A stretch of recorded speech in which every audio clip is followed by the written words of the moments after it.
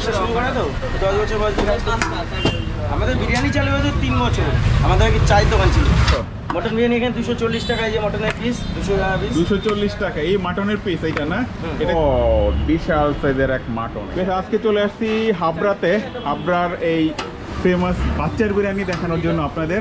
বাচ্চার বিরিয়ানি বেশ ফেমাস এই জায়গাতে। আগে বলো দাদা, কেমন আছো? ভালো আছি, তুমি কেমন আছো? এই তো আমিও ভালো আছি। এই যে বিরিয়ানি, এই বিরিয়ানির নাম বাচ্চা হলো কেন বলো তো? অনেক ছোটবেলা থেকে ব্যবসা শুরু করা তো। হ্যাঁ, কত বছর হয়েছে?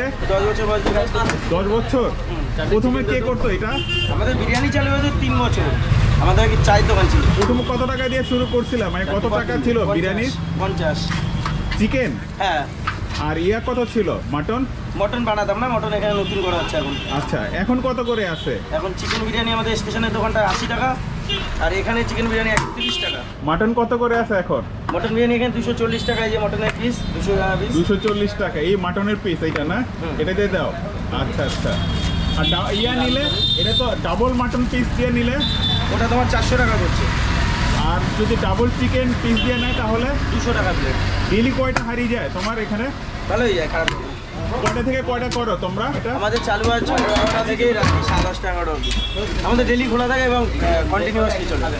সাপ্তাহিক কোনো বন্ধ নাই? না না না, আমাদের মাসেও বন্ধ হয় না, সপ্তাহে তো ভালো।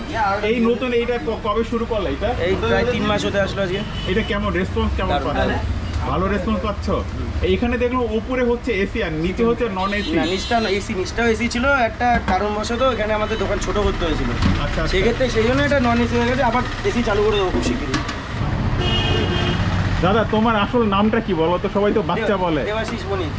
আচ্ছা, এটা তো কেউ বলে না, তোমার সবাই বাচ্চার নামই চেনে। আমার ভালো নাম অনেকেই জানে না। হ্যাঁ, সেটাই। এটা কি দিচ্ছ? কি বিরিয়ানি? Mutton plate. মাটন। ও, রাইসের পরিমাণ তো অনেক দাও। একজনের সাফিসিয়েন্ট ছিল। সবচেয়ে বেশি কোনটা চলে, মাটন নাকি? দুটোই সমান হয়ে যাবে। যে ভবিষ্যৎ প্ল্যান কি তোমার, মানে এটা থেকে আরো কি আউটলেট করার ইচ্ছা আছে? ইচ্ছা আছে, কিন্তু এখানে 2 বছর থাকি তারপর। সবচেয়ে ভিড় কোন সময় হয় সাধারণত? সন্ধ্যেবেলা 3টে। সন্ধ্যাবেলা বিরিয়ানি খায় এত মানুষ? দুপুরের থেকে বেশি সন্ধ্যাবেলা হয়। এখানে রান্না কে করে? শেফ আছে, আমি নিজেও করি। আচ্ছা, তুমি নিজেও রান্না করতে পারো? এখন তো তোমার অনেক ব্যস্ততা, এখন কি পারো নিজে রান্না করতে? করি মোটামুটি, টাইম দিই, কিচেনে টাইম দিই। রান্না তো এখানেই হয়? হ্যাঁ। বাইরে কোনো আলাদা ব্যবস্থা হয় নাই নাকি? ভবিষ্যতে কোনো চিন্তা আছে বাইরে? আস্তে আস্তে। এই হচ্ছে বাচ্চার বিরিয়ানি। দেখেন এখানে কত বড় একটা প্লেটে দিচ্ছে কলা পাতা, আর নিচে হচ্ছে প্লেট দেওয়া আছে। তো যাই হোক, একটা মরিচ দিছে, তারপর হচ্ছে শসা দিছে, পেঁয়াজ দিছে, এক ধরনের চাটনি দিচ্ছে। এ হচ্ছে বিশাল সাইজের এক আলু। ও, বিশাল সাইজের এক মাটন, এই যে দেখেন। আর রাইসের পরিমাণটা অনেক বেশি এখানে, একজন মানুষের জন্য একেবারে এনাফ। তো যাই হোক, আমি একটু ট্রাই করি, দেখি এটা খেতে কেমন টেস্ট। আমি আলুটা একটু দেখাই আপনাদের। এই যে আলুটা দেখেন, নরম আছে, অনেক নরম আছে। আলুটা দিয়ে একটু টেস্ট করি।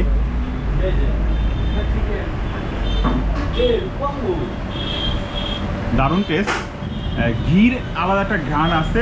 একটু চাটনি দিয়ে, চাটনি দিয়ে খেয়ে দেখি। চাটনিটা দিয়ে খেতে দারুণ মজা। চাটনিটা বেসিক্যালি ধনে পাতা দিয়ে বানানো হয়েছে এবং ভালো টেস্ট। মাটনটা একটু দেখাই, যে মাটনটা দেখেন কি নরম, ছুটে ছুটে আসতেছে। তো মাটন দিয়ে খেয়ে দেখি।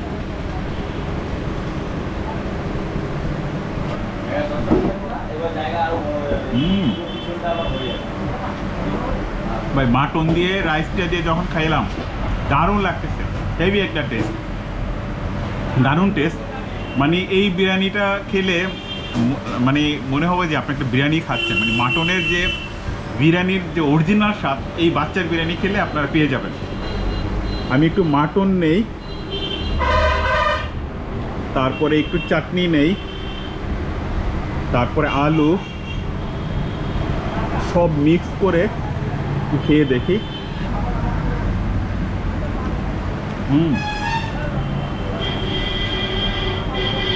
মাটন, চাটনি, আলু মিশে দারুণ একটা টেস্ট ক্রিয়েট হয়েছে এবং খেতে ফাটাফাটি লাগতেছে। আপনারা যারা হাবড়ায় আসবেন অবশ্যই এই বাচ্চার বিরিয়ানি ট্রাই করবেন, আমার কাছে খুবই ভালো লেগেছে। বলতে পারেন যে বেস্ট একটা বিরিয়ানি। তো বেশ আজ এই পর্যন্তই। ভিডিওতে ভালো লেগে থাকে অবশ্যই আমার ইউটিউব চ্যানেল সাবস্ক্রাইব করবেন, ফেসবুক পেজটা ফলো করবেন, আর যদি অলরেডি করে থাকেন থ্যাংক ইউ সো মাচ।